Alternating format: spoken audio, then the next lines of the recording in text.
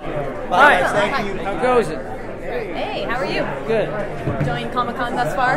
Or you just want to die? No, I don't want to die. It's been great. It's been much mellower. You know, it's our fourth go-round.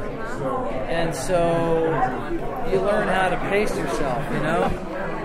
You learn how to economize. And you kind of know what to expect. It takes a lot of energy when you don't know what's coming next, because you're always thinking, like, your energy is spent in the anxiety of, oh, Jesus, what I got to do now? So it's been good. How have you guys? How's it going? Is this like hour what for you guys? Like 5, but this is the highlight. This is what we've been waiting for. We say that to all the guys. No. No, that's very sweet, but it must be difficult. It's a slog for everybody.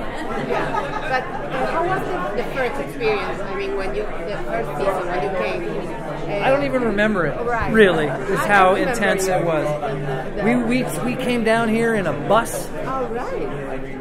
Because they didn't know, they weren't going to spend money on hotel. They didn't know we hadn't even aired yet. I mean, we showed up here before our pilot had even aired. So I don't really remember. The interviews were at the convention, not at the hotel, actually. What's that? The interviews were Yes. at the convention. Oh, yeah, not, right. Not here, not yeah. so fancy. Yeah, no, I mean, it was really rough and tumble. Right. I do remember the response we got made me have hope in the thing, because I am a terrible judge of what's going to work or not work. And I tend to be a kind of low expectations kind of guy. So when we previewed some of what we had shot, the response was really loud, and that made me feel like, all right, we might be onto something here, you know? I really love how your characters changed, especially last season, with this relationship you have. You're married now. Right. Oh, you know, at first you started as just this kind of like the cool guy with powers. Right. But now you also get this great relationship in the comedy. Right. How was that? Well, it's great, because to me it feels like there's a natural, viable arc, because it's not about, to me it's really about a human story. And the thing that about powers to me is just like, everybody has issues, and you can look at your issues as powers or drawbacks.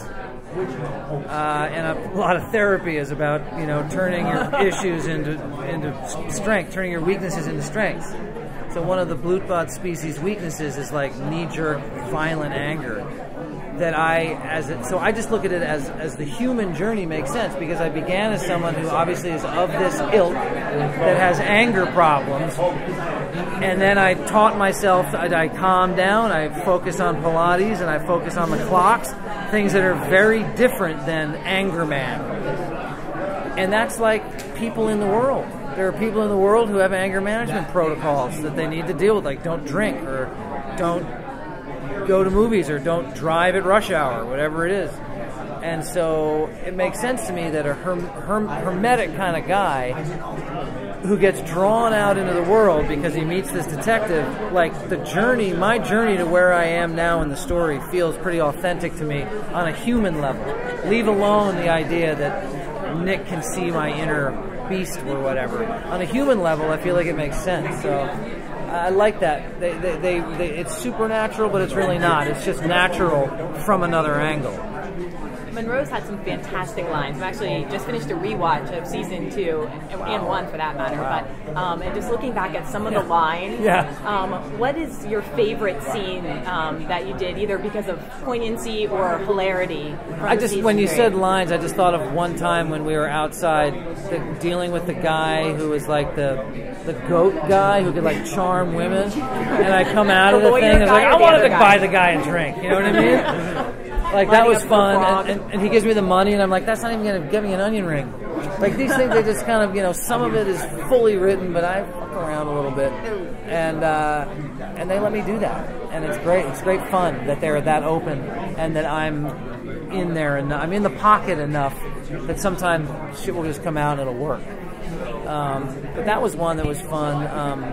Poignancy, when the girl was in the treehouse, you know, the Rapunzel character, that girl was like this really beautiful kid, and she was so good, and she was so earnest, and she was so heartfelt, that when she was sick, she had been abandoned, and she was all messed up, and that was really intense. And the couple, the gluen folk, the glowing people, and they're having a baby, and they're like this endangered species, and they're like having a baby, which is going to keep their thing going. And we were saying, you know, like that poignancy. There's some sweet stuff in the show. All right, guys. Sorry, we're gonna switch. Okay, Thanks, you guys. Thank you very much.